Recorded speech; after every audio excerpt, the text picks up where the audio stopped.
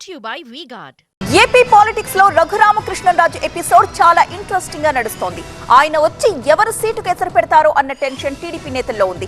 ఫిబ్రవరిలో TDP Janasena meeting లో పాల్గొన్న దగ్గర నుంచి నిన్నటి వరకు ఆయన వేసిన ప్రతి అడుగు కూడా, చేసిన ప్రతి కామెంట్ కూడా ఎంతో మందిని కలవరానికి గురిచేసింది. ఆయన ఎక్కడ కోల్పోయారో అక్కడే వెతుక్కునే పనిలో పడ్డారు.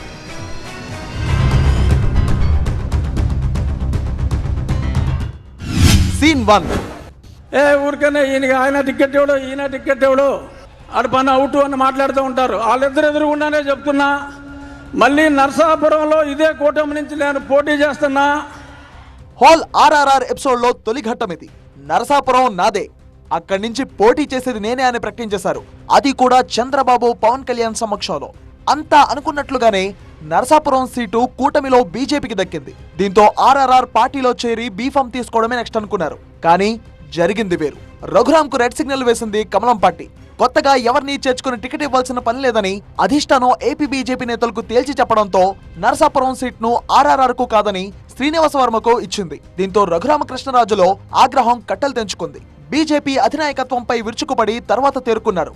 ఇక్కడ సీన్ కట్ చేస్తే సీన్ 2 ఆర్ఆర్ఆర్ ఏలూరు నుంచి పోటీ చేస్తారని ముమ్మర ప్రచారం సాగింది.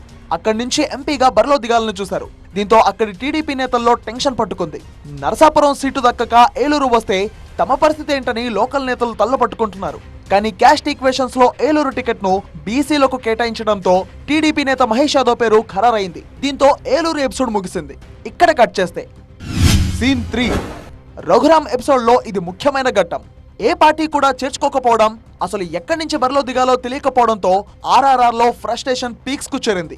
ఏలూరు వద్దనుకున్న రఘురామ తమ సామాజిక వర్గ నేత గెలుస్తూ వస్తున్న ఉండి నుంచి బరిలో దిగితే ఖచ్చితంగా విక్టరీ తనదే అని భావించారు. ఉండి సీటుపై కన్నేసిన ఆర్ఆర్ఆర్ అక్కడి నుంచి పోటీ చేస్తారని బహిరంగంగానే అనౌన్స్ చేశారు. ఈ నేపథ్యంలోనే టీడీపీలో చేరిన ఆయన అధినేత చంద్రబాబును ఒప్పించారు కూడా. ఇప్పటికే శివరామరాజు వర్గంతో ఇబ్బంది పడుతున్న మంతెన రామరాజు ఆర్ఆర్ఆర్ ప్రకటనతో ఒకంత టెన్షన్ కు గురయ్యారు. దీంతో మంతెన వర్గీయులు తిరుగుబావట ఎగురవేశారు. చంద్రబాబు సమక్షంలోనే రామరాజు టికెట్ మార్చొద్దని తెగేసి చెప్పడంతో ఆర్ఆర్ఆర్ వెనక్కి తగ్గారు. కట్ చేస్తే సీన్ 4 విజయనగరం నుంచి నేను పేర్లు చెప్పను కానీ ఆల్మోస్ట్ అక్కడ ఉన్న వాళ్ళందరూ ఆహ్వానించారు. ఈ ఒక్క ప్రకటనతో విజయనగరంలో టీడీపీ నేతలకు టెన్షన్ పట్టుకుంది. నరసాపురం అయిపోయింది, ఏలూరు అయిపోయింది. ఉండి ఎపిసోడ్ కాస్త ముగిసింది. ఇప్పుడు తమ సీటుపై పడ్డాడేంటని కలిశెట్టి అప్పలనాయుడు వర్గం టెన్షన్ కు గురైంది. అయితే రఘురామ ఎప్పుడు ఏం ప్రకటిస్తారో, ఎక్కడి నుంచి పోటీ అంటారో అని తెలియక ఇటు కోస్తాంధ్ర అటు ఉత్తరాంధ్ర నేతలకు ఒకటే టెన్షన్. ఇక్కడ కట్ చేస్తే సీన్ 5 మళ్లీ నరసాపురం నుంచే రఘురామ పోటీ చేస్తారు అనే ప్రచారం ఊపందుకుంది.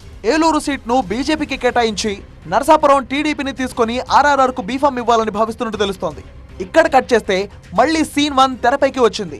నరసాపురం అభ్యర్థి శ్రీనివాస వర్మ, ఏలూరు అభ్యర్థి పుట్టా మహేష్ యాదవ్ కు టెన్షన్ పట్టుకుంది. ఇలా టీడీపీలో తుఫాన్ క్రియేట్ చేస్తున్నారు రఘురామకృష్ణ. ఆయన పోటీ చేయడం పక్క, ఎక్కడి నుంచి అనేది మాత్రం తెలియదు. ఇప్పుడున్న అభ్యర్థుల్లో ఎవరో ఒకరు సీటు త్యాగం చేయక తప్పదు. Brought to you by V-Guard.